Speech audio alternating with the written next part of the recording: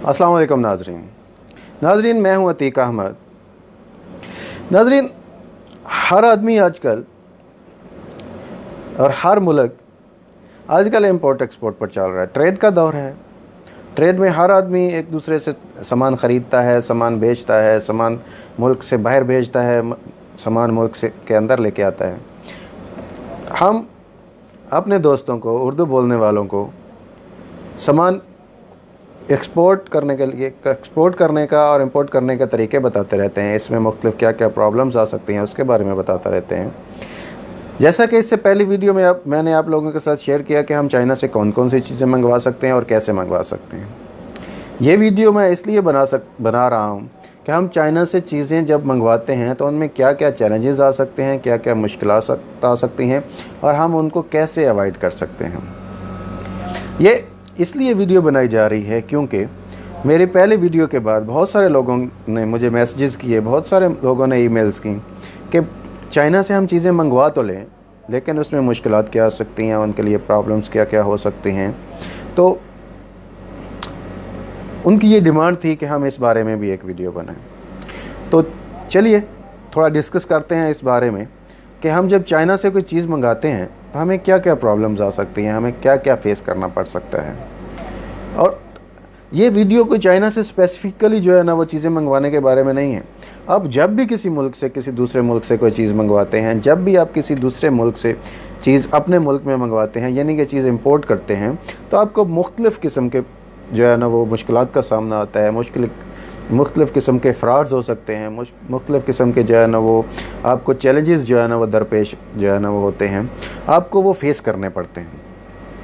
For example, आपको जब कोई चाइना से चीज़ पे जो है ना वो मंगवा रहे होते हैं तो आपको उस चीज़ के बारे में मुख्तलिफ़ किस्म के जो है ना वो किस किस्म के चैलेंजेस पेश आ सकते हैं, किस किस्म का फ्रॉड हो सकता है, यानी कि उसका जो है ना वो प्रोडक्ट जो है वो डैमेज हो सकता है, उसकी डायमेंशन चेंज हो सकती है, उसके साथ जो है ना वो स्पेसिफिकेशन उसकी जो है ना वो ख़राब हो सकती हैं, उसमें आते हुए कोई जो है वो डैमेज हो सकता है, यानी कि शिपिंग डैमेज उसको आप बोल लें या कार्गो डैमेज बोल लें, शिपमेंट डैमेज बोल लें, कुछ कॉस्मेटिक डिफेक्ट उसके साथ जो है ना वो हो सकता है, उसके जो है ना उसके साथ ही उसको जो है ना वो रंग आइटम हो सकता है, कलर जो है ना वो रंग हो सकता है, और सब स्टैंडर्ड जो है ना वो पैकिंग जो है ना सब स्टैंडर्ड हो सकती है। यानी कि बहुत सारे प्रॉब्लम हैं जो आपको आ सकते हैं।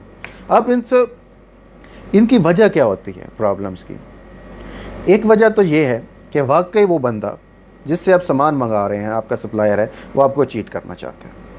यानी अक्सर हमारे लोग यही समझते हैं कि उसने चीट किया है। पहली वजह तो ये होती है, क्यों कि उसको अगर चीट करेगा तो उसको मार्जिन ज़्यादा आएगा। बहरहाल दूसरी वजह हमारी अपनी गलती भी हो सकती है कि हम उसके साथ अच्छी तरह से कम्युनिकेट नहीं कर पाए, हम उसको अपनी चीज़ के बारे में बता नहीं सके कि हमें कौन सी चीज़ चाहिए। हम खुद जो है ना वो बहुत शौक़ होता है हमें इंपोर्ट करने का, लेकिन हम अक्सर औक़ात ऐसा करते हैं कि हमें उस चीज़ के बारे में कोई इन्फॉर्मेशन नहीं होती, हमने वो चीज़ पहले देखी नहीं होती और हम वो चीज़ मंगवा रहे होते हैं। जब ऐसी हालत होती है तो जब सप्लायर को ये समझ आ जाती है कि हमें इस चीज़ के प्रोडक्ट की स्पेसिफिकेशन के बारे में नहीं पता, तो वो फिर हमारे साथ खेलता है। वो फिर हमें उसी चीज़ में कोई सस्ती चीज़ लगा देता है, उसका प्रॉफिट मार्जिन बन जाता है, हमें उस चीज़ का पता नहीं होता। हमें तब पता चलता है जब हम ला के चीज़ बेचते हैं या हमारे जो कस्टमर्स हैं वो प्रॉब्लम लेके आते हैं वापस, तो फिर हमें बहुत सारी मुश्किलात का सामना होता है। तो फ़र्ज़ करें ये किस किस्म के प्रॉब्लम आ सकते हैं। मैं आपको घड़ी की मिसाल देता हूँ। एक घड़ी है वो मेड इन जापान है, दूसरी घड़ी है कि वो मेड इन चाइना। इसमें क्या क्या जो है ना वो, लेकिन मेड इन जापान तो और मेड इन चाइना की मैं सिर्फ मिसाल दी। अगर आप चाहें तो ये दोनों चीज़ें चाइना से, और अगर चाहें तो दोनों किसी और मुल्क से ले सकते हैं। ये कोई जो है ना स्पेसिफिकली नहीं है। बहरहाल क्योंकि चाइना को जो है ना हमने टारगेट किया हुआ था, बाकी जो है ना वो पहली वीडियो में तो हमारे लोगों ने जो है ना चाइना के बारे में ज़्यादा पूछा था, हम थोड़ा स्पेसिफिकली जो है ना वो थोड़ा उसको मेंशन कर रहे हैं, लेकिन ये ओवरऑल ऐसे ही होता है। यानी कि आप 2 वॉचेस मंगवाना चाहते हैं, 2 टाइप की वॉचेस हैं, देखने में दोनों सेम है, आप दोनों सामने रख के देखेंगे तो दोनों सेम है, लेकिन एक हाई क्वालिटी वॉच है, दूसरी लो क्वालिटी वॉच है। उसमें एक की जो है ना वो मूवमेंट जो है वो सिटीज़न IL-22 है, यानी कि मेड इन जापान है, दूसरी मेड इन चाइना है। केस मटेरियल एक में स्टेनलेस स्टील लगा हुआ है, दूसरी में उसमें सिंक अलॉय लगा हुआ है। स्ट्रैप उसमें एक में इटालियन लेदर है, यानी कि ऑथेंटिक है, दूसरे में PU लेदर लगा हुआ है। वाटर रेजिस्टेंस एक की 5 ATM है, दूसरे की कोई नहीं है, यानी कि ज़ीरो है। फैक्ट्री प्राइस एक की जो है वो $25 है, दूसरी की $5 है। रिटेल प्राइस एक की $200 है और दूसरे की सारी $30 है। अब आप देखें, दो चीज़ें हैं।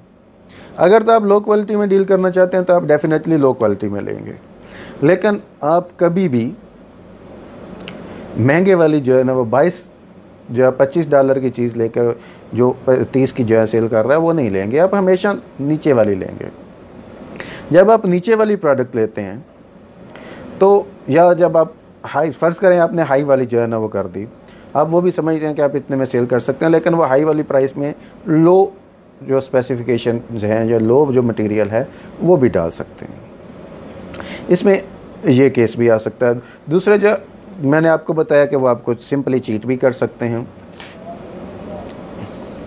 तो इसमें प्रॉब्लम कहाँ पर आती है? प्रॉब्लम इसके जो है ना वो काज क्या होते हैं, कॉमन मिस्टेक हमसे क्या होती हैं? हमसे कॉमन मिस्टेक ये होती है कि हम उसके साथ जो है ना रिक्वायरमेंट अपनी पूरी स्पेसिफाई नहीं करते, उसकी स्पेसिफिकेशंस के बारे में कुछ जानते नहीं होते, कुछ उसके साथ जो है ना वो गैप छोड़ देते हैं। हम उससे बात कर रहे होते हैं, हम कोई पॉइंट खाली छोड़ देते हैं, फिर ब्लैंक जो है ना वो कोई भी जगह ब्लैंक छोड़ देते हैं, फिर वो जो गैप छोड़ते हैं वो कस्टमर जो है ना वो सप्लायर जो होता है, वो सप्लायर अपनी मर्ज़ी से फिल करता है। और ज़ाहिर सी बात है, हम महंगी चीज़ ख़रीद रहे हैं तो अगर हमने कोई गैप छोड़ दिया तो वह हमेशा सस्ती चीज़ वाली जो मटेरियल है वही वहाँ पर यूज़ करेगा, क्योंकि ये चाइनीज़ जो सप्लायर होते हैं या जो मैन्युफैक्चरर होते हैं उनका अपना मार्जिन बहुत कम होता है, 2-3% तक उनका मार्जिन होता है। तो वो इस तरह अपना मार्जिन बढ़ाने की कोशिश करते हैं, यानी कि वो महंगे वाली चीज़ में थोड़ा सस्ता मटेरियल यूज़ कर लिया तो वो इससे जो है ना वो उनका मार्जिन बढ़ जाता है। बहरहाल इसके अलावा भी बहुत सारी जो है ना वो प्रॉब्लम्स आ सकती हैं आपको, ये तो मैं अब सिर्फ जो है ना फॉर एग्ज़ाम्पल आपको बता रहा हूँ। अब आ जाए कि इससे हम बचा कैसे जा सकते हैं। मैंने इसके बारे में काफ़ी रिसर्च की, तो मैंने इसके बारे में 2-3 स्टेप बनाए 4, जिसको हम फॉलो करके इससे बच सकते हैं कि कैसे हम इनको जो है ना वो बच सकते हैं। पहली बात, जब भी आप कोई प्रोडक्ट कहीं से भी मंगवाना चाहें, वो चाइना हो, अमेरिका हो, यूरोप हो, ऑस्ट्रेलिया हो, जापान हो, कोई भी मुल्क हो, अगर कोई चीज़ मंगाना चाहते हैं तो सबसे पहले आप उसके चीज़ के स्पेसिफिकेशंस के बारे में जानें। आप जानें कि उसकी आपने जो चीज़ मंगवानी है उसमें कौन कौन सी चीज़ इस्तेमाल होगी, उसमें मटेरियल कौन सा लगा होगा, उसकी डायमेंशन क्या होगी, उसका डिज़ाइन क्या होगा, उसके कंपोनेंट क्या होंगे, उसमें जो है ना वो सर्टिफिकेट उसका कोई होगा या नहीं होगा, अगर कोई इससे रिलेटेड है, उसका कलर क्या होगा, प्रिंट, लोगो पोजीशन, ये सारी चीज़ें उसके साथ करें। उसको ट्रीटमेंट कैसा दिया जाएगा, उसकी मॉडिफिकेशंस जो है ना वो किस टाइप की होगी। यानी कि आप मुख्तलिफ़ जगह पर चले जाएं।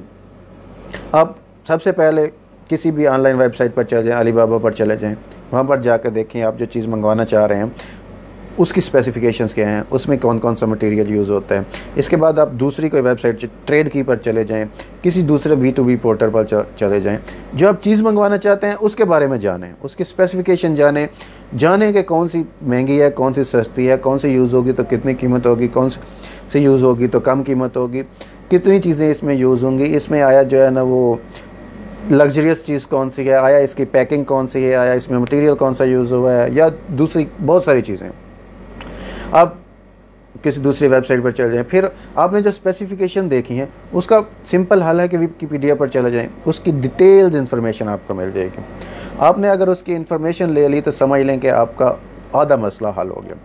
दूसरा, जब आप उससे कोई चीज़ बनाते हैं, जब आपके पास बहुत ज़्यादा स्पेसिफिकेशंस आ गई हैं तो कोशिश करें अपना लोगो उसको दें, अपना डिज़ाइन दें, अपना 2D 3D जो है ना लोगो उसको दे दें, अपनी पोजीशन बताएं, अपना जो है ना वो उसकी जो आप लोगो लगाना चाहते हैं उसकी पोजीशन थोड़ी पहले जो नॉर्मल होती है उससे थोड़ी चेंज कर लें, 2D जो है ना वो 3D कर लें, ताकि उसको आपकी चीज़ अलग से बनानी पड़े और उसको पता हो कि इसका स्पेसिफिकेशन के कस्टमर को स्पेसिफिकेशन का पता है, इस इम्पोर्टर को स्पेसिफिकेशंस का पता है।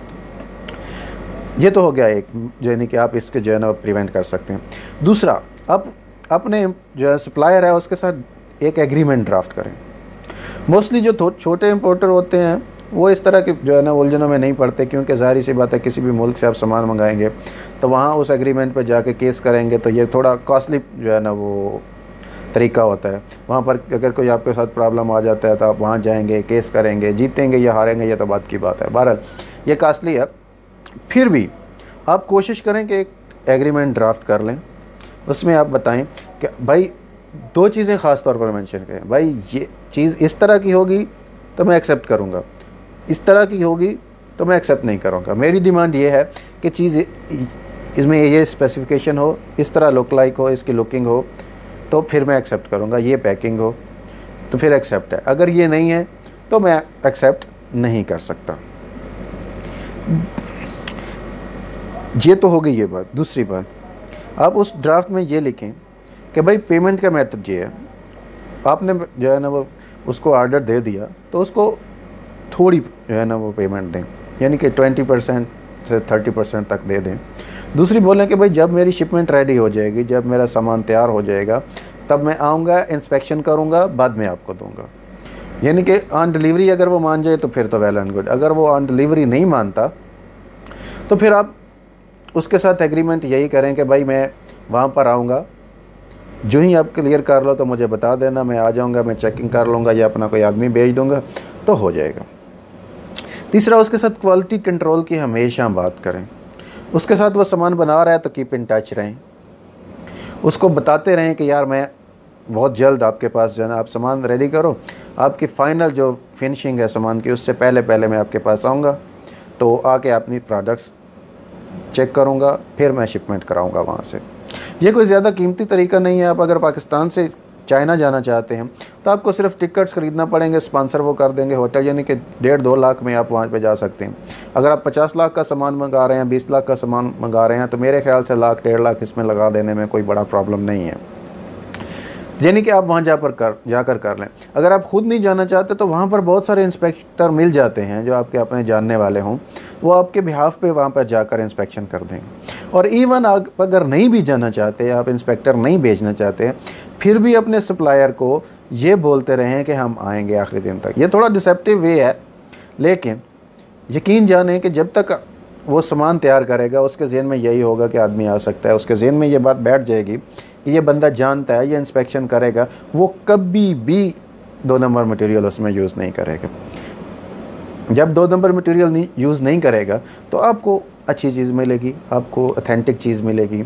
ये छोटे से जो है ना 3-4 स्टेप थे नॉर्मल से, जो आप यूज़ करें किसी भी कंट्री से मंगवाने के लिए, सिर्फ जो है ना वो चाइना नहीं, किसी भी कंट्री से, और किसी भी कंट्री में मंगवाने के लिए, सिर्फ पाकिस्तान नहीं, तो आपको इम्पोर्ट की हुई चीज़ों में कि जो है ना वो अच्छी क्वालिटी मिल सकती है। अच्छी क्वालिटी मतलब ज़्यादा प्रॉफिट, और आपको यकीन जाने कि आपका बहुत ज़्यादा नाम है। अगर आपके एक शिपमेंट जो है ना वो गंदी आ गई, क्वालिटी गंदी आ गई, आपकी बिज़नेस की सारी ऐसी तैसी फिर जाएगी, सारा जो है ना आपका बिज़नेस का जो है ना वो हुलिया बिगड़ जाएगा। लोग बोलेंगे ये सामान अच्छा नहीं रहता। ये पॉइंट आप नज़र में रखें जब भी कोई चीज़ मंगवाएं, या मंगवाना चाहते हैं या मंगवा रहे हैं, तो यकीनन आपको इससे फ़ायदा होगा। ये पॉइंट आपको जो है ना, मैं आपको 100% गारंटी तो नहीं दे सकता कि यार ये आपके लिए जो है ना वो 100% जो है ना वो फ़ायदेमंद होंगे, या इनसे आपको जो है ना 100% सही प्रोडक्ट मिलेगी, लेकिन यकीन जाने कि अगर 100% नहीं तो 100% के करीब करीब आपको ज़रूर फ़ायदा होगा। इससे आपको प्रोडक्ट्स में बहुत ज़्यादा नुकसान नहीं होगा। थोड़ा नुकसान हो जाए तो मैं कुछ कह नहीं सकता, लेकिन नुकसान के अंदेशे को इससे बड़ी हद तक कम किया जा सकता है। आपको ये वीडियो कैसी लगी मुझे लाजम इस बारे में बताइएगा। अगर आपने अभी तक मेड इन पाकिस्तान को सब्सक्राइब नहीं किया तो इस वीडियो के नीचे मेड इन पाकिस्तान को सब्सक्राइब कर लीजिए और बेल के बटन पर क्लिक कर लीजिए, ताकि आपको हमारी डेली आने वाली अच्छी अच्छी वीडियोस टाइम पर मिलती रहें। तो आज के लिए इतना ही। मुझे अतीक अहमद को इजाज़त दीजिए।